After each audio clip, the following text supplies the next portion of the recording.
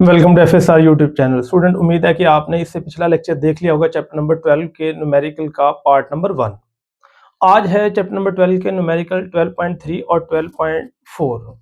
इधर स्टेटमेंट लिखी है, पहले मैं स्टेटमेंट पढ़ूंगा, फिर मैं इसको सॉल्व करूंगा और जैसे हम लोग गिवन डाटा को राइट डाउन करते हैं एज इट करेंगे। बच्चे न्यूमेरिकल की स्टेटमेंट रीड करने लगा। कहता है नाइट्रोजन हमारे पास गिवन है, कहता है nitrogen is bombarded by alpha particle. तो ये अल्फा पार्टिकल क्या चीज होती है? ये हमारे पास He2 4 होता है, ये मैंने बताया था।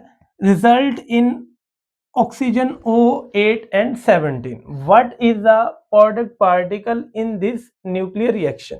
तो ये आप लोगों ने फाइंड आउट करना है कि इसके साथ कौन सी चीज बनेगी। तो ये हमारे पास एक क्वेश्चन पूछा गया, इसको मैं लिखता हूं गिवन डाटा। बच्चों, गिवन डाटा के लिए मैं सबसे आसान तरीका जो अपनाने लगा हूं इस क्वेश्चन के लिए, मैं इसकी डायरेक्ट इक्वेशन लिख देता हूं। तो उससे क्या होगा कि ये जो है क्लियर हो जाएगा कि हमारे पास कौन सी चीज मिली है और क्या बना है। जैसे फर्ज कीजिएगा वो कह रहा है कि नाइट्रोजन है N और ये 7 और 14, इसको बम्बार्डेड किया गया है आप लोगों ने अल्फा पार्टिकल से। अब अल्फा पार्टिकल क्या होता है? He2 4। तो इसका एटॉमिक नंबर 2 आएगा, मास नंबर 4 आएगा, और कहते हैं इसके साथ जो पार्टिकल बना है वो बना है ऑक्सीजन 8 और 17। अब इसके साथ एक और पार्टिकल बना है, मान लें उसको मैं नाम देता हूँ एक्स, एक एलिमेंट, ना मुझे उसका ए पता है और ना मुझे उसका जी पता है। तो मैंने ये कैलकुलेट करना है कि व्हाट इज दिस पार्टिकल। तो ये मेरे पास क्वेश्चन गिवन था। अब देखिएगा हम लोगों ने पढ़ा हुआ है by law of conservation of mass number. तो ये हमारे पास by law of conservation of mass number लगेगा, कंजर्वेशन ऑफ मैस नंबर। तो इसको मैं ए लिख देता हूं मैस नंबर की जगह। तो ये मेरे पास दो तरह के लॉ होते हैं, या एटॉमिक नंबर वाला लगाएंगे या मैस नंबर वाला। अब यहाँ पे ए कैलकुलेट करना, हमने ये पढ़ा हुआ है जितना लेफ्ट साइड का मैस नंबर है और जितना राइट साइड का, दोनों इक्वल आने चाहिए एक रिएक्शन के अंदर। तो यहाँ पे लिख सकते हैं 14 + 4 इज इक्वल टू 17 + ए आ जाएगा बच्चों। तो यहाँ पे 14 + 4, तो ये तो मेरे पास 18 हो जाएगा। 18 इज इक्वल टू आएगा 17 + ए के बराबर। तो 18 में से 17 माइनस होगा इधर आके, तो ये मेरे पास मैस नंबर इसका बन गया 1 के बराबर। तो ये तो मेरे पास आ गया bye law of conservation of mass number. तो अब यहाँ पे सेम हम लगाएंगे bye law of conservation of, ये आप लोगों ने लाइन लिख लेनी है, एटॉमिक नंबर जी आ जाएगा। तो जी भी जितना ही हमारे पास लेफ्ट साइड पे है उतना ही राइट साइड पे आएगा। अब देखिएगा लेफ्ट साइड पे है 7 और इधर है 2, इधर है 8, इधर पता नहीं है, तो यही तो हमने फाइंड करना है। तो हमारे पास लेफ्ट हैंड साइड का सम 7 + 2 इज इक्वल टू आएगा 8 + जी के बराबर आ जाएगा। अब ये 7 + 2, तो ये तो मेरे पास हो जाएगा 9। तो 9 इज इक्वल टू आएगा 8 + जी।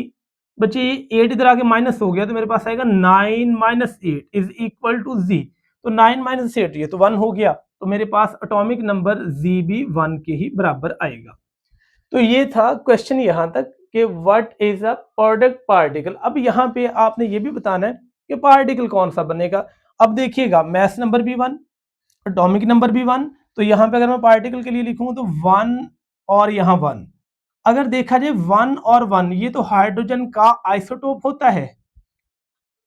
3 आइसोटोप होते हैं हाइड्रोजन, प्रोटियम, ड्यूटियम, ट्रिटियम। तो ये जो प्रोडक्ट बनेगा ये हाइड्रोजन का प्रोटियम एलिमेंट बनेगा। तो ये आपने याद रखना है। ये पहला हमारे पास न्यूमेरिकल 12.3 सॉल्व हो गया। अब अच्छे चलते हैं 12.4 की तरफ। इसमें क्या कह रहा है? कहता है show that nuclear number and charge number are conserve in this numerical, और न्यूमेरिकल है 12.3।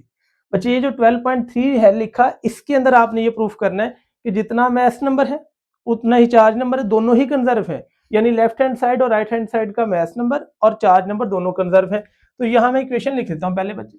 इक्वेशन आएगी नाइट्रोजन एन हमारे पास आएगा 14 7 प्लस मेरे पास आएगा alpha particle helium nucleus into ये बनेगा ऑक्सीजन 17 8 और प्लस बनेगा H1 और 1।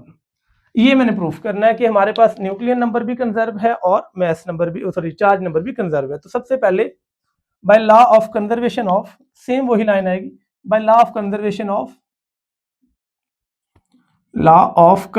Of mass number.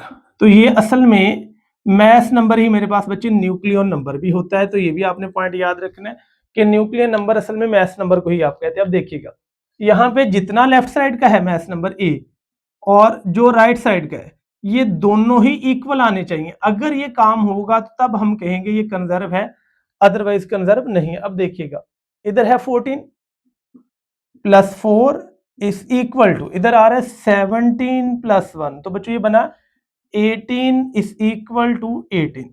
तो यहां पे हम ये कह सकते हैं सो न्यूक्लियन नंबर रिमेन कंजर्व। तो यहां आप नीचे लाइन लिखेंगे न्यूमेरिकल के अंदर कि न्यूक्लियन नंबर रिमेन कंजर्व, ये मेरे पास आएगा फर्स्ट पार्ट कंजर्व।